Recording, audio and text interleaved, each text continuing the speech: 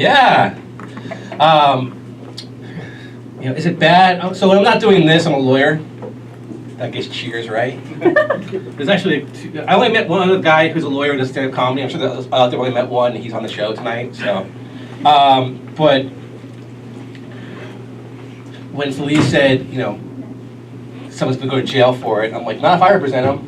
That was my first thought. I'm like, I do criminal defense, so I'm not the kind of lawyer that chases ambulances. I'm not the kind who finds some doctor and tries to squeeze millions out of him. I try and keep criminals on the streets. I didn't say it was better, just it was different. No, I'm really proud of what I do because I want to be important, and there is no one more important in your life than the only thing standing between you and prison. That is a great feeling when someone looks at you and you tell them, you're facing 9 years in prison, and the only thing between that and you is me. And they look at me and they go, I've made a huge mistake. I mean, another huge mistake. Thanks, Dave. Point out the salty of the joke. So that's what I do, and one of the things I do is I make the world safe for annoying texters, which is not what I planned on doing, all right? I wanted to do the kind of law where you get in law school textbooks or in newspapers, so that makes a difference in people's lives. That was my dream. Now I got dreams of making my rent. Because I went to a pretty good school on a scholarship, but I graduated in 2010, which if you remember was our last recession, as opposed to the one that's coming. And it takes a lot of just luck, my kind of luck, to graduate into the worst legal economy since the Great Depression. And so normally after 5 years they send out letters saying, can you, now that you're successful, can you donate to the school? Now they're like, it's been 5 years and we're sorry. Can you talk to our school about how you landed on your feet in a bad economy, or how you made lemonade out of lemons? I'm like, that's your solicitation letter? I'm sorry? I paid $150 grand and I get an I'm sorry letter 5 years later? Anyway, but I can give you some free legal advice that's worth what you pay for it.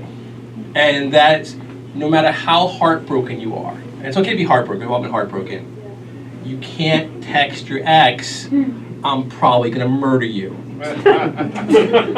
I know, and you were going to. I mean, you had the phone out, you were about to text it right then, and you can't. I had a client facing 9 years in prison because of a text message very similar to that. And that's called criminal threat because the law says with that kind of specificity, even though it's free speech, you can't make that immediate specific threat. So what you need to do is to say something like, there's a small but statistically significant probability something horrible is going to happen to you in the next 3 years.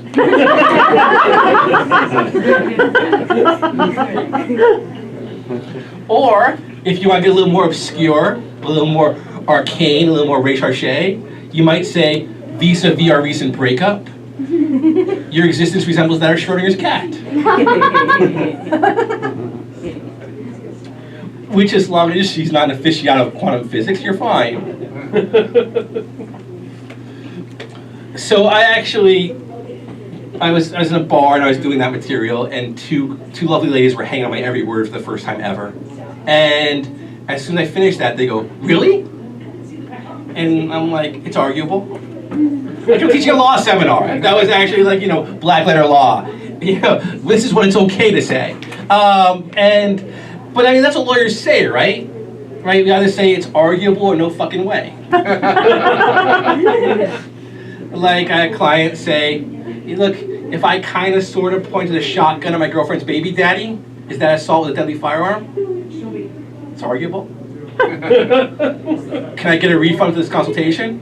No fucking way. Clear that up right now. All right, a little audience participation, okay? How many of you would rather be happy? Well, would you be happy or right? Who'd rather be happy? Just applause, shout out, happy. Who'd rather be right? Yay! Down here, that's my people right there. That's me too. because this came up in a conversation, as a group conversation I was at a game night, and it kind of asked, would you rather be happy or right? And immediately I said I'd rather be right. And my reasoning is, I know what being right feels like. I'm right on board. I know that feeling. Being happy, that's like, I don't know what's behind door number 3. That's not something I've experience with. I'm like, oh, no, it's not that bad. I was happy for like a week when I was 29. I'm 40 something now. But it's a distant memory. But no, really, I have no real knowledge at this point what happy is like. I mean, it's like someone saying, do you want to go to Key West or do you want to go to Narnia? I'm like, I've been to Key West. I know the crystal blue waters, just beaches everywhere, drink all night at Duval Street.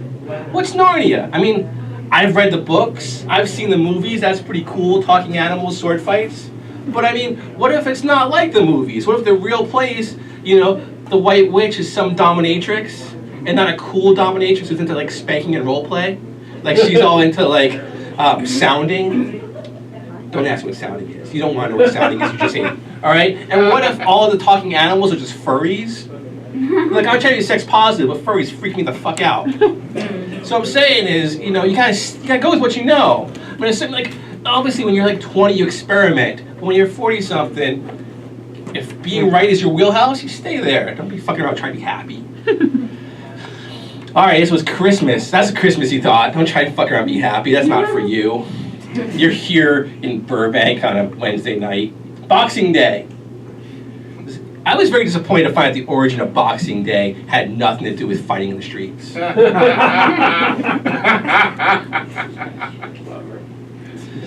mean, there's a lot of like things that disappointed me. I don't want to do a rant, but did you know where Fortnite comes from? F-O-R-T, that's the expression Fortnite. It's just short for 14 nights.